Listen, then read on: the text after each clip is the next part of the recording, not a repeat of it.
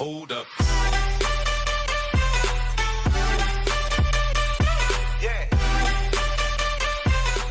Yo, what is going on, guys? It is Roger here, and welcome back to another top-notch quality video. Today we're going to be talking about Beatdown. Beatdown is often labeled as a no-skill archetype in which you just throw down support units behind a tank and win. I've heard a lot of my personal friends say that Golem is the most broken card in the game and takes no skill at all to play. However, it goes a lot deeper than that. If it were that easy to just throw cards behind a tank and win, then everybody would be doing it. Golem would rule the meta, and nothing else would even be viable. But as I'm sure you guys know, there's a lot more to Clash Royale than just Golem. Don't get me wrong, Beatdown is still very godly. Even though it doesn't rule the meta, it is godly. A lot of the top ladder players and competitive players in the world play Beatdown. And if you follow the guidelines I'm about to tell you, and you have the guts to never give up, you'll master it in no time. If you have no clue what I'm talking about, let me just explain what Beatdown is real quick. Beatdown is a multi-layered archetype that is relatively easy to pick up, but very difficult to completely master. And involves building up a massive elixir lead that translates into a massive push that your opponent can't stop, or as I'd like to call it, steamrolling or snowballing your opponent. A perfect beatdown push is so strong that it absorbs any troop your opponent tries to put down to defend it. That is the ultimate goal of any beatdown deck. There are 4 main types of beatdown decks, each with their own distinct characteristics. The first is Golem, the second is Hound, the third is Giant, and the fourth is 3 Musketeers. Like I said, they all have their own distinct characteristics that I'll get into later, but let me go ahead and talk about what every beatdown deck needs first. First thing that you need to know about beatdown is it's primarily offensive, meaning that you need to take damage in order to put out damage. This may be a foreign concept to you, but there's no way around it. For example, if your opponent drops a Hog Rider, don't throw tons of elixir at it trying to defend it. Instead, think of that 4 elixir they just spent on the Hog Rider as 4 elixir that they won't have when they try to defend your push. However, if you take too much damage, you'll end up losing the match. So instead of maybe throwing an E-Wiz down at the Hog Rider, just use Goblins instead. Try to make efficient trades. Beatdown is all about efficiency. Try to make as many positive elixir trades as possible while taking the least amount of damage as possible. This is the hardest part of playing Beatdown. If you take too much damage, you'll lose. If you overdefend, you'll also lose because you won't have enough time left in the match to break through your enemy lines. So try to make sure that you spend your elixir as efficiently as possible. Try to save as much elixir as you can for offense instead of throwing it all down on defense. The next tip is to pump up as much as possible. This only applies to some decks, only decks with pump. If you're playing against a very tough opponent who is able to continuously rocket your pumps, it will be extremely hard to make a good push during single elixir. A strong bait player will continuously throw goblin barrels at your tower and do hundreds of damage, as well as rocket your collectors at the same time, making it A, hard to defend, and B, hard to pump up. But I guarantee you, if you're able to get that 1 pump down, it could be the difference maker. The 2 elixir the pump generates on top of the elixir you'll be saving from your defense will allow you to make a push that will end the game. Next is you need to know how to work around your opponent's game plan. This clip right here is from a game I just played a couple of minutes ago that actually inspired me to make this video.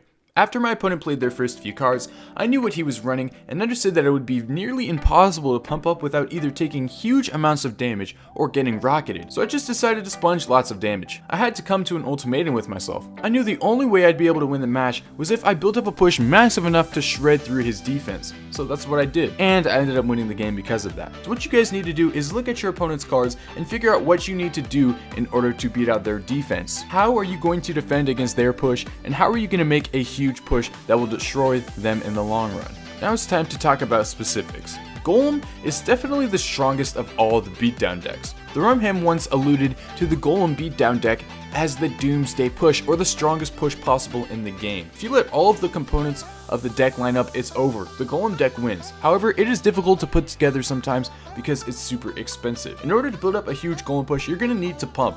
And you're also going to need to spend your elixir very sparingly on defense. You're going to have to invest a lot into offense. You need those support units to help your Golem out. You need units that are going to be able to kill that Inferno Tower, kill that Mini P.E.K.K.A., kill the P.E.K.K.A., etc. if you want to win the game. If you're able to do that, the game is over.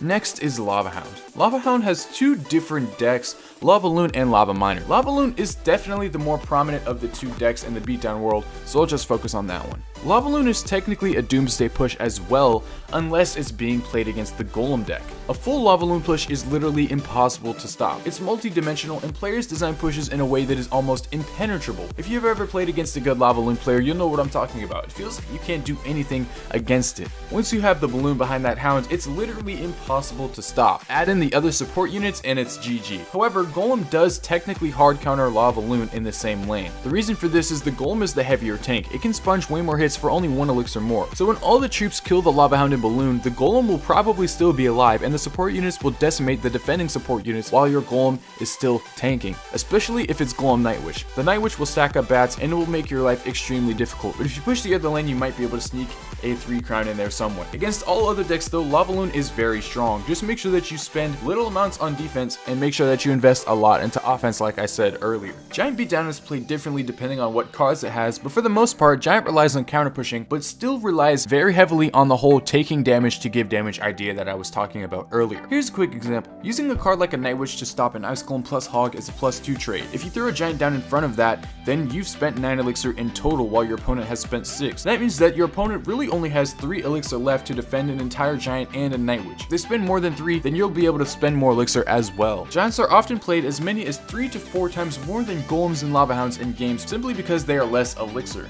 The drawback to this is the HP. Even though the Giant has the highest elixir to HP ratio in the game, it still can get eaten alive by a lot of support units from the Golem. Playing a Giant into the same lane as a Golem is basically suicide, and it's never a good idea. Against most other decks though, it's easy to lightly defend and go in for Giants. Giant hybrid decks are even more advanced because they often have 2 win conditions like Giant Miner or Giant Hog. Either way, when playing Giant Beatdown, use your strongest defensive cards to make positive elixir trades and go on huge counter pushes to beat your opponent down. And finally, 3 Musketeers. Arguably the most versatile beatdown deck in the game. 3 Musketeers is in an entire different league than the other 3. 3 Musketeers is its strongest due to its split pushing potential. Having 2 Musketeers in one lane and 1 Musketeer in the other opens up a whole bunch of opportunities and options. To build up a strong 3M push, you need to pump up. Without the extra elixir, it's going to be very difficult to throw down 9 elixir all at once without getting punished for it. However, if you do manage to pump up, the options are endless. There are so many different combinations of pushes you can make with 3M that can devastate your opponent. Supporting both lanes of Muskies makes it very hard for your opponent to decide which one to defend, and either side they choose will leave them vulnerable in some way. 3M snowballs very fast because they are very good on defense and offense. They can shred through a Golem and deliver a menacing counter push. However, 3M does struggle against Hog Fireball decks a lot. Every time you try to pump, they'll either just fireball your pump or send a Hog in to punish.